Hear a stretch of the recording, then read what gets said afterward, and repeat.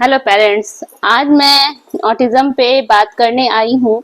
बहुत सारे पेरेंट्स नहीं जानते हैं कि ऑटिज्म क्या होता है, या फिर बहुत सारे पेरेंट्स के बच्चे को ऑटिज्म है और पेरेंट्स को पता नहीं चलता है कि उनके बच्चे को ऑटिज्म है।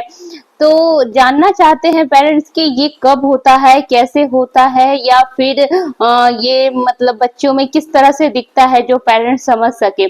सबसे पहली बात मैं बताना चाहूंगी कि ऑटिज्म जब बच्चे को होता है तो मदर को अगर आप नोटिस करोगे तो साल भर के अंदर भी पता चल जाता है कि अगर उसका बच्चा, अगर आप कुछ बोल रहे हो तो वो देख नहीं रहा है, या फिर आप बुला रहे हो तो वो आ नहीं रहा है, अपनी धुन में है, अलग ही खेल रहा है, या फिर कुछ भी वो अलग तरीके से जैसे नॉर्मल बच्चे करते हैं वैसे वो बिल्कुल बिहेव नहीं करेंगे, किसी के साथ बुलाने पे वो आएंगे नहीं।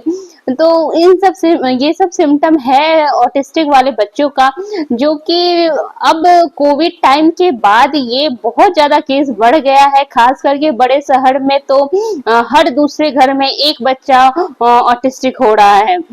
रीजन बीन उनके पास समय नहीं है बच्चे को पालने के लिए। मान के चलो अगर दोनों वाइफ हस्बैंड वर्किंग है तो बच्चा अकेला पड़ जाता है, या फिर अगर उनकी फैमिली साथ में नहीं है, मदर फादर के अलावा उनके दादा दादी या नाना नानी या कोई भी फैमिली मेंबर उनके साथ नहीं रह रहे हैं, तो होता यही है कि फादर अगर अपने काम में लग गए तो मदर अगर हाउस वाइफ भी है तो वो अपने काम में व्यस्त हो जाती है, जिस कारण बच्चे को टाइम नहीं मिलता है और ना ही बच्चे को बच्चा का माहौल मिलता है कि एक दूसरे बच्चे के साथ खेले या फिर इंगेज रहे।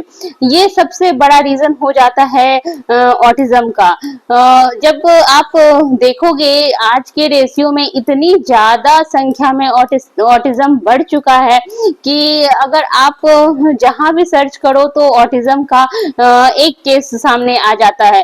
तो ये आपको कैसे कंट्रोल करना है कि आपका बच्चा को ऑटिज्म ना हो, या फिर अगर आप ये सोचते हो कि मेरा बच्चा हर कुछ से नॉर्मल पैदा लिया है, उसका कोई कॉम्प्लिकेशन नहीं था जन्म हुआ, या फिर सब कुछ नॉर्मल चल रहा है तो आगे कुछ नहीं होगा, ऐसा नहीं होता है। कुछ बच्चे को 1 साल 2 साल के एज में भी ऑटिज्म हो जाते हैं।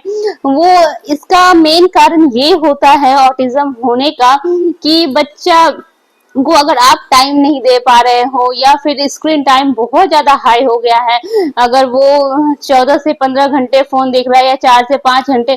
मैं एक पेरेंट्स को जानती हूँ जो मैं उनसे बात की और उनका ट्विंस बेबी था और वो दोनों बेबी को नहीं संभाल पा रही थी। उनकी खुद की तबीयत खराब हो रखी थी और फादर का जॉब था जिस कारण फादर टाइम नहीं दे पा रहे थे।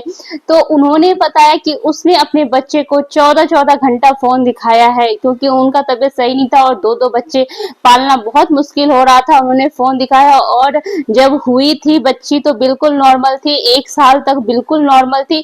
उन्होंने 1 साल के बाद फोन पकड़ाया और आज के डेट में बच्ची दोनों इतनी इफेक्टेड हो चुकी है ऑटिज्म से, वो माइल्ड से सीवियर तक पहुंच चुकी है, जिसे निकालना अब बहुत ही मुश्किल है। तो सबसे मेन रीजन हो जाता है कि आप जब आपका बच्चा आप जब बच्चे को लेके आते हो इस दुनिया में तो उसका केयर करना बहुत जरूरी है, खास करके तब जब आपके पास कोई बड़ा नहीं है। अगर आप अगर वर्किंग लोग हैं दोनों, तो उस केस में तो और ज्यादा इम्पोर्टेंट होता है बच्चे को टाइम देना। अगर आपका बच्चा किसी दूसरे बच्चे से नहीं मिल पा रहा है और घर में ही रह रहा है, और ये चीज कोविड टाइम में बहुत हुआ कि बच्चे को घर के अंदर रखा गया और उसे बाहर नहीं जाना था, कहीं लेके नहीं जा सकते थे, किसी बाहरी लोगों से मिला नहीं सकते थे, इस कारण ये केस बहुत ज्यादा बढ़ गया। तो इसलिए हम पेरेंट्स को सबसे पहले बच्चे के साथ खेलने देना चाहिए, ताकि बच्चा एक दूसरे के साथ घुलना मिलना सीखे और वो अच्छे से बच्चों के साथ, क्योंकि बच्चा जो होता है वो बच्चों के साथ ही रह के सीखता है। तो सबसे पहले उसको बच्चे के बीच में रहना है। अगर ये प्रॉब्लम छोटे शहर में भी बच्चों को बहुत देखा गया है कि ऑटिज्म के सारे लक्षण है, लेकिन उनकी रिकवरी इसलिए इतनी अच्छी हो जाती है, क्योंकि वो गांव के माहौल में रहते हैं, मिट्टी से जुड़े होते हैं। वो जो चीज थेरेपी सेंटर में आप पैसे खर्च करके उससे ट्रेनिंग लेते हो, वो छोटे शहर में बच्चों के बीच रह के, मिट्टी के साथ खेल के, पत्तों के साथ खेल के, बच्चों के पीछे भाग भाग के वो सब चीजें कर लेते हैं और सीख लेते हैं।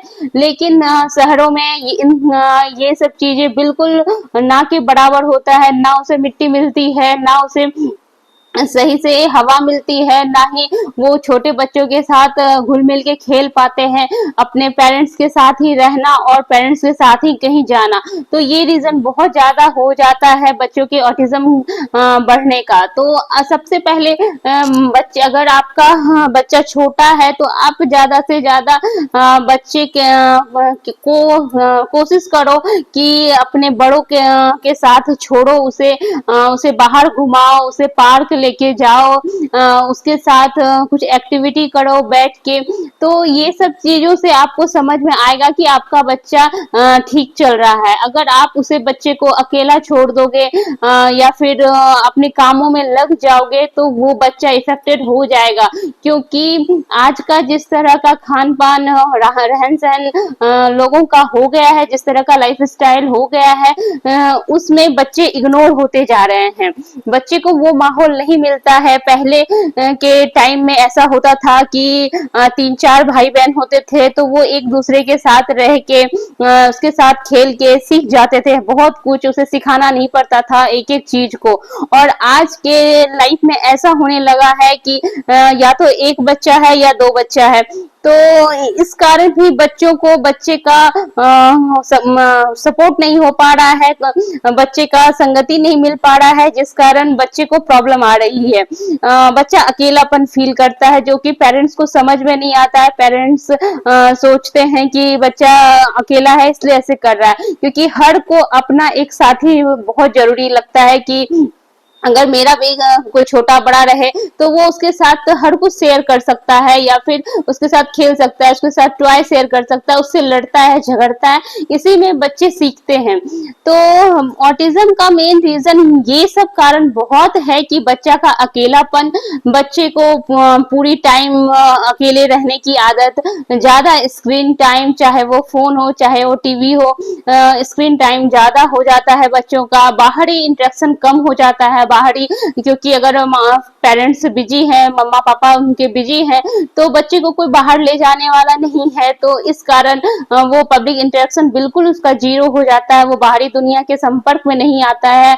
क्योंकि जब बच्चे बाहर जाएंगे नहीं, आएंगे नहीं, तो वो दुनिया देख नहीं सकते हैं, वो समझ नहीं सकते हैं कि क्या चल रहा है। और अगर उसे बार बार बाहर ले जाया जाता है तो वो समझने लगते हैं कि चलो ये दुकान है, या फिर ये सब्जी वाले हैं, या ये दूध वाला है, या जो भी है, जो भी सामने से आ रहा है, तो वो सब चीजों को देखता है। क्योंकि बच्चे को आप जितना सिखाओगे उससे भी ज्यादा इम्पोर्टेंट होता है कि वो सामने से किसी चीज को देख के सीखना, ये बहुत इम्पोर्टेंट होता है। तो अगर आपका बच्चा 1 साल का हो गया है और उसका आई कांटेक्ट प्रॉपर नहीं है, अगर आप उसे नाम से बुला रहे हो तो वो रिस्पॉन्ड नहीं कर रहा है, या फिर आप उसके नाम को बुलाने पे वो नहीं आता है, बट कोई अगर सॉन्ग लगा दो वो सुन के दौड़ के भाग के आता है, एक्टिवनेस बहुत है, दौड़ता भागता रहता है, कभी थकता नहीं है। ऐसा फील करोगे आप कि बच्चे थक नहीं रहे हैं,